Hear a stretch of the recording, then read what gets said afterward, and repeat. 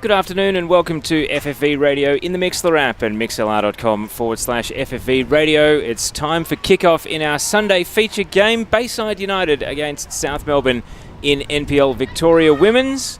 South Melbourne off to a flying start this season with 2 wins from 2. Bayside hoping to consolidate their position near the top end of the table.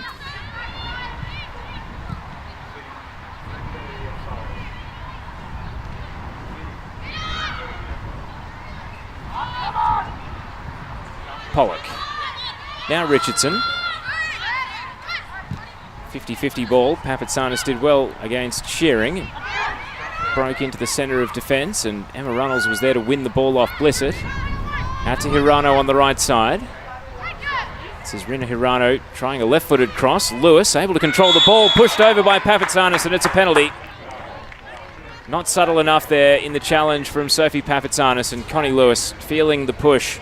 Went to ground, and a pretty easy decision for the referee Shab Roshan to point to the spot and give Bayside United the chance to take the lead. Cassandra Zaffina waiting on the goal line.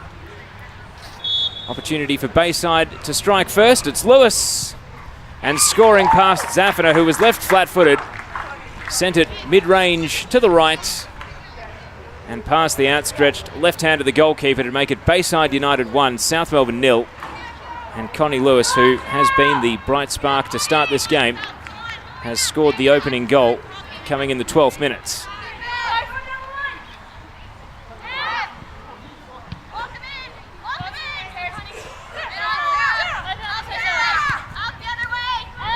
Papatsanis plays it to Zoyce.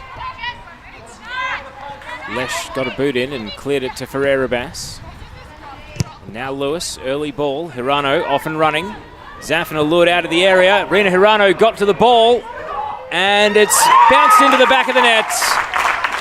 Amy Medwin was back on the line trying to clear it away, but couldn't succeed in doing so.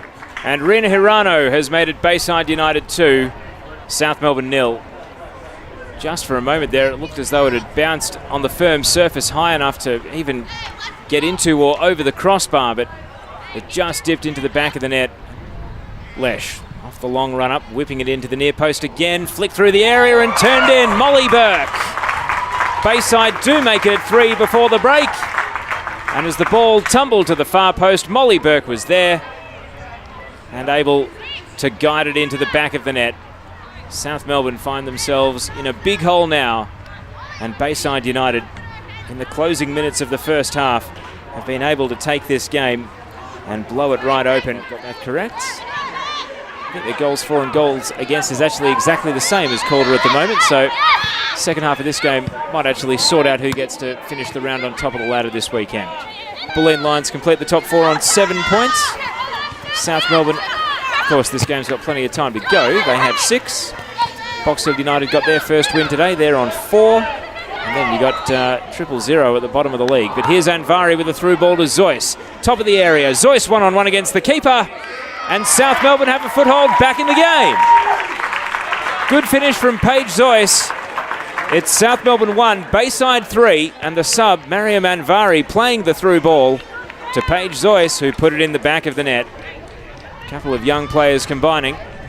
And maybe, just maybe, for the second week in a row, they can come back from a seemingly impossible position. Able to roll it into the path of Nicolaci.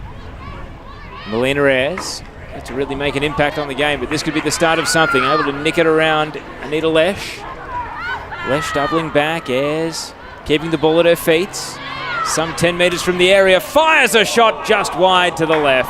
Playing on a different plane at the moment, Melina Ayres. Into the last 10 minutes then, 80th minute on the clock. And now a pass through the right side. Ayres is in for South Melbourne. And Melina Ayres does what she does. It's 3-2. And with 10 minutes remaining, Melina Ayres off the bench, perhaps, just perhaps, for the second week in a row, is going to try and lead what seemed like an impossible comeback.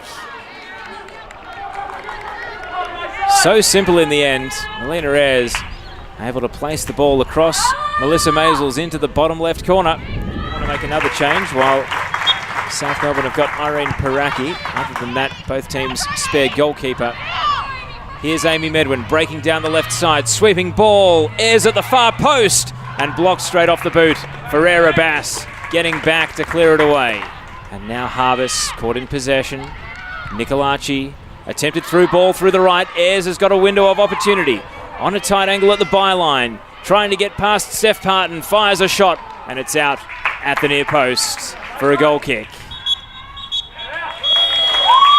And before the goal kick is even taken, the full-time whistle goes. Bayside do hold on to a very important win, and they continue their perfect start to the season. 3 wins from 3. South Melbourne fall to their first defeat. Sock, first loss for the season in the league. What were your thoughts on today's match? Yeah, we were another, experimental team. Young players, young Sophie, 14, Catherine, 15-year-old, and Paige, another 14. So, our back line wasn't the strongest. A little bit of inexperience from Sophie, but she's got a lot of talent. In games like this, we're always going to expect some mistakes from whether they're young or older players. I didn't feel it was a soft penalty, but I didn't feel that they created great opportunities. There were, I feel, based on what we saw, there were more mistakes. Players not knowing where their mark was and allowing them opportunities to take shots. In the end, I felt like if we had another 10 minutes, I think we could have come back. But obviously it wasn't meant to be. It'll be a good learning experience during the week, going over some of our errors. But look, I'm really really happy with the future. We got 4 or 5 starters. Hopefully we'll have 1 or 2 next week, and then the week after that we should have all 4 of them. We'll talk about the players to come back next, but were you really disappointed to be 3-0 down at the break? And the second part of that question is, how pleased are you that we managed to almost reverse that in the second half?